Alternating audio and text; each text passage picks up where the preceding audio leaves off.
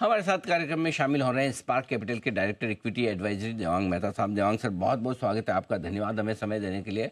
Sir, कोई भी अच्छी खबर पे बाजार चल नहीं रहा है, चाहे बजट हो, इलेक्शन हो, पॉलिसी हो क्या रहा है सर? और कितनी गिरावट बाकी है अभी भी? Anil ji, thanks for having me on the show. Good morning. I think ये बहुत ही क्लियर है, जैसे आपने कहा, जब सेंटिमेंट स्लाइटली, जब नेगेटिव स्लाइटली नहीं, इनफैक्ट ज्यादा नेगेटिव हो, और जब लिक्विडिटी की कमी हो बाजार में, तो क्या होता है? क्योंकि आपने बिल्कुल सही कहा, 1 तारीख को बहुत अच्छा बजट आया, 7 तारीख को रेट कट हुआ जो मार्केट बहुत समय से एक्सपेक्ट कर रहा था, और 8 तारीख को दिल्ली में इतनी थम्पिंग मेजोरिटी के साथ इलेक्शंस जीते गए। तो आई थिंक ये तीनों जो इवेंट्स थे, वो मार्केट के लिए मतलब एक सेंटिमेंट चेंज करने वाले इवेंट्स थे, लेकिन फिर भी ये चेंज नहीं हो रहा है। मतलब मैं एक अगर स्टेटमेंट कहूँ तो आपका जो 52 वीक लो पे जो स्टॉक्स है, उसकी जगह मैं ये कहूंगा फियर 52 वीक लो पे है। ऐसा ऐसा स्टॉक के भाव अगर आप देखें तो ऐसा दिख रहा है। एक जमाना था 4-5 महीने पहले जब आपका ग्रीड बहुत हाई पे था, और अभी फियर बहुत हाई पे है। तो आई थिंक ये दो सेंटिमेंट के बीच में जब मार्केट इस तरह से उधर जाता है, तो आपके पास कोई और चारा नहीं होता है, बट आपको जस्ट कीप द फेथ। इस समय पे मुझे ऐसा लग रहा है कि शायद कैपिटुलेशन का फाइनल फेज है। अगर आप देखें तो थोड़े लो वॉल्यूम्स पे भी शेयर बिक रहे हैं। आप मिड और स्मॉल में अगर आप सेलिंग देखेंगे तो इतने ज्यादा वॉल्यूम्स भी नहीं है।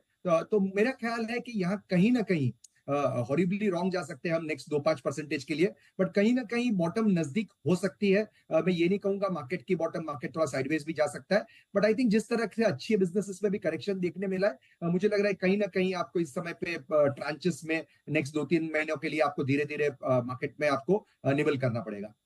ओके, तो धीरे धीरे आप खरीदारी करने के बारे में सोचें, लेकिन ये खरीदारी सिर्फ दिग्गजों में करनी है? मिड स्मॉल कैप भी अब अट्रैक्टिव हो गए खरीदने के लिए? आइडियली अगर मैं 15-20 दिन पहले बात करता तो मुझे लग रहा था कि लार्ज कैप में थोड़ा ज्यादा सा अब ये एक सेंटिमेंट या लिक्विडिटी इंक्रीज हो सकती है, बट अभी जिस तरह का करेक्शन हम लास्ट 15-20 दिन में देखा है, बहुत सारे स्टॉक्स में प्राइस करेक्शन, वैल्यूएशन करेक्शन, और काफी कंपनीज के अर्निंग्स भी अच्छे आए थे। सरप्राइजिंग ये है कि ये खराब अर्निंग्स अगर आ रहे तो स्टॉक पिट रहे 10%, 15%, 20% on a given day. But कुछ अच्छे अर्निंग्स को भी एक दिन मार्केट डाइजेस्ट करता है, सेकेंड डे वहां भी सेलिंग होता है, जिसको हम बोलते हैं प्रॉफिट प्रिजर्वेशन। मैं आपको सुबह भी सुन रहा था, तो वहां पे भी जैसे आप बता रहे थे, रिटेल इन्वेस्टर्स काफी ऐसे हैं जो अपना प्रॉफिट या प्रॉफिट प्रिजर्वेशन कर रहे हैं, इवन एचएनआईज कर रहे हैं। मुझे लग रहा है शायद ये फिनोमिनन कहीं ना कहीं अभी एंड होगी, क्योंकि टेबल पे बहुत ज्यादा प्रॉफिट्स बचे भी नहीं होंगे। तो मुझे लग रहा है कि यहाँ मिड स्मॉल भी काफी अट्रैक्टिव बन रहा है, स्टॉक टू स्टॉक देखना पड़ेगा। बट ये खास करके मिड और स्मॉल में बहुत अपॉर्चुनिटीज आएगी कैपेक्स के लिए, कंजम्पशन के लिए, जो जो बिजनेसेस अच्छा कर रहे हैं, जहां अर्निंग्स है, कैश फ्लोज है, वहां श्योरली आपको निबल करना पड़ेगा।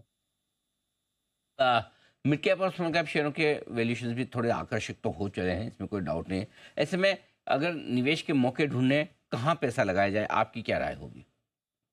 आई थिंक निवेश के मौके में अगर मैं कहूँ तो दो सेक्टर्स बजट के बाद भी उभर के आए हैं, और जहां लग रहा है कि इंडिया दो व्हील्स पे चल रहा है, और तीसरा व्हील अगर आप क्रेडिट ग्रोथ का देखें, तो वो स्लाइटली स्लो था बैंक्स के लिए। तो यस, वहां पे भी कुछ मौके हैं, आपको स्टेबिलिटी चाहिए तो। लेकिन अगर आपको ज्यादा कैपिटल गेन्स नेक्स्ट 2-3 साल में आपको चाहिए, तो आई थिंक दो मौके हैं। एक है कंजम्पशन रिलेटेड कंपनीज जो अभी उभर के आई है, और मोस्टली जो हम हमेशा की बात करते हैं कैपेक्स रिलेटेड, मैन्युफैक्चरिंग, इंजीनियरिंग, यहाँ सबसे बड़ा करेक्शन देखने मिला है। सी मैं हमेशा ये कहता हूँ, ये बजट का जो हेडलाइन था, क्योंकि टैक्स कट किया तो आई थिंक कंजम्पशन बनाए, बट अगर आप अंडरलाइन आज आज इंडिया का देखें तो manufacturing, engineering, capex, capital goods, ये सब एक बहुत अच्छे से थ्राइव कर रहा है। तो मेरे हिसाब से यहाँ सबसे ज्यादा मौके हैं जहां बड़ा करेक्शन हुआ है। आप एनर्जी स्टॉक्स देखिए, आप एनर्जी, आप पावर ऑटोमेशन देखिए, आप manufacturing slash engineering slash EMS आप देखिए, ER&D में आपके मौके हैं। बहुत सारी माइनिंग कंज्यूमेबल कंपनीज है जहां पे आपके लिए मौके हैं। तो ये एक बड़ा सेक्टर उभर के आया। और सेकंड सेक्टर अगर आप देखें, तो नॉन डिस्क्रिशनरी कंजम्पशन रिलेटेड जो कंपनीज है, वहां पे भी अभी आपको करेक्शन देखने मिल रहा है। बड़ी वॉचेस की जो कंपनी है, रिटेलिंग कंपनीज है, रिटेल, ऑर्गेनाइज रिटेल में भी आपने खासा करेक्शन देखा है। तो आई थिंक ये सब कंपनीज, होटल इंडस्ट्री, इनका एक आप समन्वय करके अगर पोर्टफोलियो बनाए, पार्शियली कैपेक्स का और पार्शियली कंजम्पशन का, आई थिंक आपको नेक्स्ट 1.5-2 साल में आपको रिटर्न्स ऑन द अपसाइड में आप सरप्राइज हो जाओगे। ये आपके लिए निवेश के बढ़िया मौके दे सकते हैं। कैपेक्स से जुड़ी हुई थीम आगे भी काम करती हुई दिखेगी। अब आइए सर, रिजल्ट सीजन पर आपसे बात करना चाहता हूँ। ये रिजल्ट सीजन कैसा दिख रहा है आपको? क्या पिछली तिमाही से बेहतर है? और दूसरा, क्या अगली तिमाही के लिए कुछ अच्छे संकेत दे रहा है? कहाँ आपको दिख रहे हैं कि नतीजे मजबूत आए हैं? आई थिंक मुझे ये लग रहा है कि एक फेस्टिव सीजन का जो डिमांड था जो अक्टूबर नवंबर दिसंबर में खास करके आई थिंक वहां पे अगर आप मोस्टली अगर आप क्लब करें तो ऑटोमोबाइल कंपनीज के नतीजे अच्छे थे।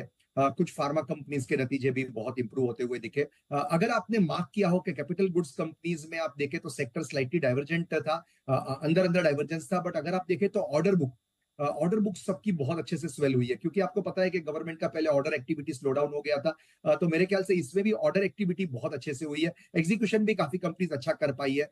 मुझे लग रहा है ये कुछ कुछ इवन बैंक्स के नतीजे भी सुधरे हैं, बट ये मार्केट ने इनको रिवॉर्ड नहीं दिया, बट कुछ बैंक्स के नतीजे भी अच्छे थे। मुझे लग रहा है ये तीन चार सेक्टर अच्छे थे। आईटी में बहुत ही वेरिड टाइप के रिजल्ट्स थे, दो कंपनीज ने अच्छे नंबर दिए, दो कंपनीज ने थोड़े कमजोर कमेंट्री दी।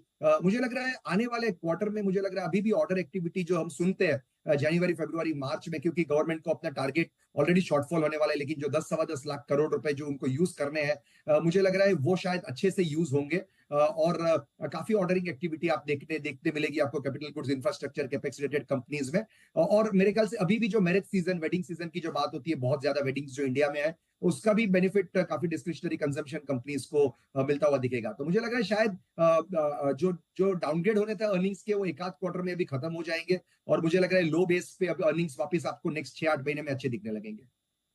बढ़िया है, कम से कम आज थोड़ा सा कॉन्फिडेंस बढ़ाने वाला काम किया देवांग मेहता साहब ने। नया भाई, पिछले कुछ दिनों में मेरे ख्याल से अकेले देवांग सर ऐसे गेस्ट हैं जिन्होंने कहा कि हाँ, मिड कैप स्मॉल कैप में भी लगाना चाहिए पैसा, करेक्शन अच्छा हो गया। तो थोड़ा सा कॉन्फिडेंस बढ़ाया आपने, और ये भी मुश्किल समय निकल जाएगा। फिलहाल आज आपका बहुत बहुत धन्यवाद, समय दिया आपने और विस्तार से बाजार के डायरेक्शन और इन्वेस्टमेंट के मौक़ों पर हमारे दर्शकों से बातचीत की। Thank you so much sir, शुक्रिया। आइए एक छोटे